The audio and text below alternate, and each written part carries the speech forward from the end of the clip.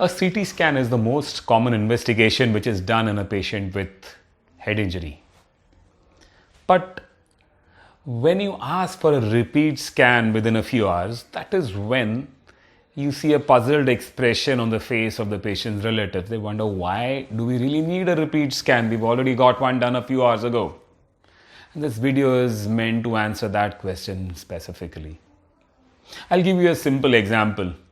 You slap a person on the face and instantly click a photo. You might see a relatively normal face. You wait for 6 hours or go to him the next day and click his photo if he allows you to. And then you would see a tremendous change in the way he looks. There would be swelling, there would be bruising on his face, and he would look very different from what he looked like when you just slapped him or before you slapped him.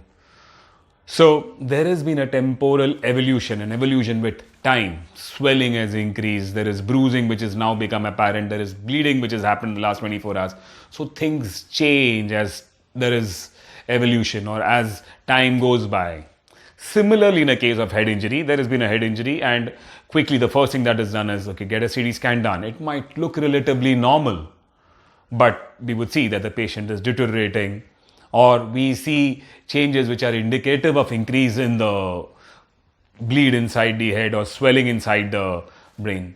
And that is precisely when we ask for a repeat CT scan to know what is happening now or what has happened in the interim that is leading to the deterioration of the patient's status. So a repeat scan is usually done to look for changes that have happened in the brain a few hours after the injury. That would also determine the change or the need for us to change our course of management. It might change from medical to surgical if needed. So a follow-up scan in many cases that we found have been life-saving. It has indicated to us the tremendous change that has happened in due course and has changed the course of the entire treatment and perhaps changed the course of the patient's life itself.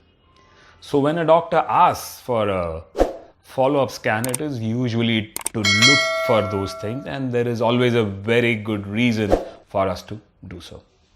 Thank you.